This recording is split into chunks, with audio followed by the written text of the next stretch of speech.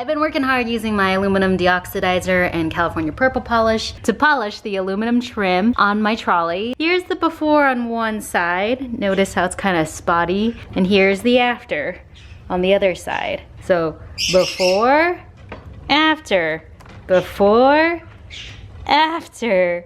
Here's the before on one side. Here's the after on the other side.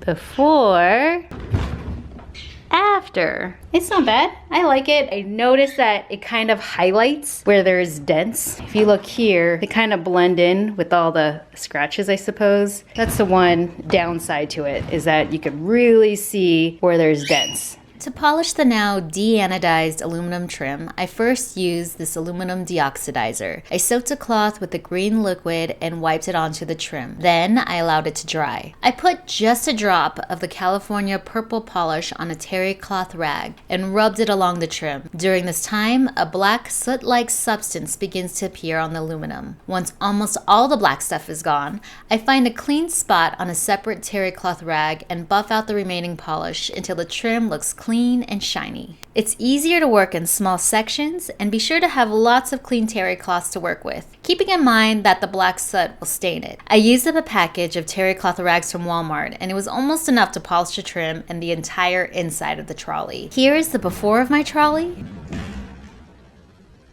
and here's how it looks after.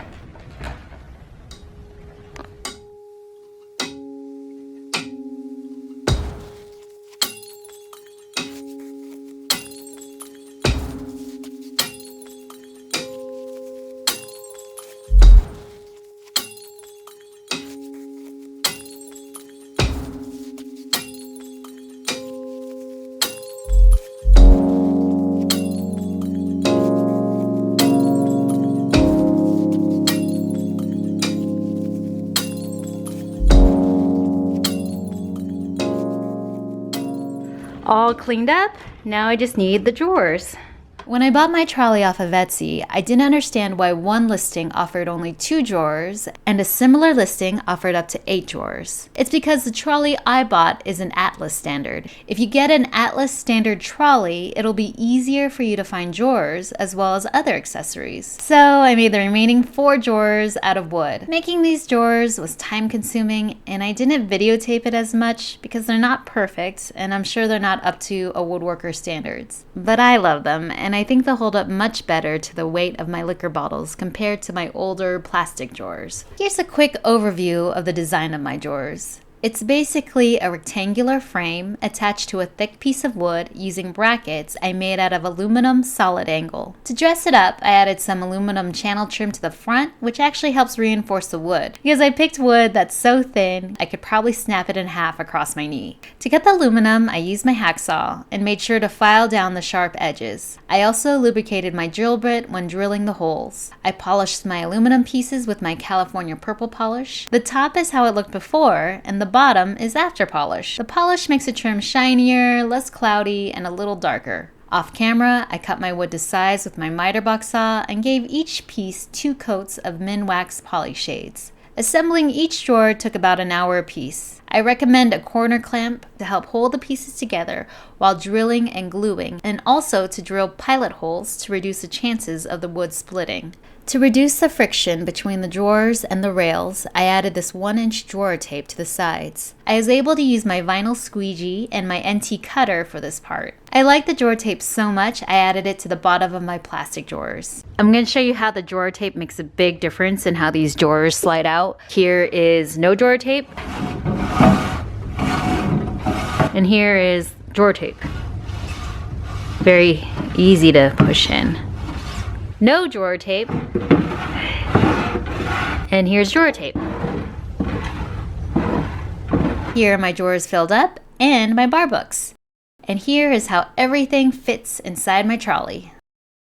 I'm finally done filling up my trolley. Here are my wooden ones, and these get really heavy with liquor. I actually like that I made the wooden ones because I don't think the plastic ones could stand up to all this weight. Each of the drawers I made carry about 8 to 10 bottles of liquor. There can be a maximum of 30 pounds of weight in each of these drawers because a full bottle of liquor weighs 3 pounds. Oh, and it slides so easily with that tape.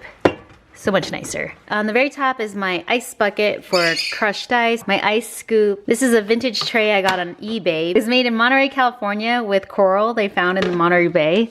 It's a Kurok tray. This is a dish drying mat that I sewed to size and it fits perfectly here. And this dish drying mat is actually just foam on the inside. It really isn't conducive for soaking up liquids, but it'll be great to put my whole like Tupperware of ice. So there it is, my Airline trolley. Woohoo! One of my favorite things about my trolley is that it's movable counter space. Here I'm using the trolley to hold my container of ice, and then I'm crushing the ice using my Isomat crusher. If you watched my video on how to make a wooden mount for this crusher, just know that I replaced the wooden pieces with 3D printed plastic, and it's working great. Now moving my trolley to my bar station and mixing up a Chief Lapu Lapu tiki drink, and my daughter gets a mocktail version. Here I'm pouring my cocktails into my kekeret glasses. Kekeret is Finnish for party, and these were originally made for beer. They're the perfect size for tiki drinks and have a great hand feel. And now I'm shaking up my daughter's mocktail in a makeshift shaker.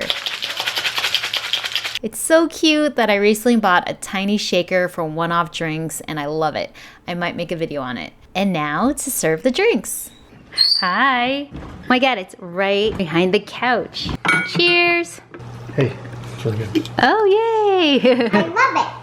I love the top of the trolley. Do you like the color of the trolley? Yeah, but not this color. Not that color? What color should it be? It should be brown. Brown? Okay. Trolley matches your outfit, Aveline. Gold beak and the gray. What's gold? Yeah. At the But sides. it's not sequin. That's true. It's done. Oh God, oh God.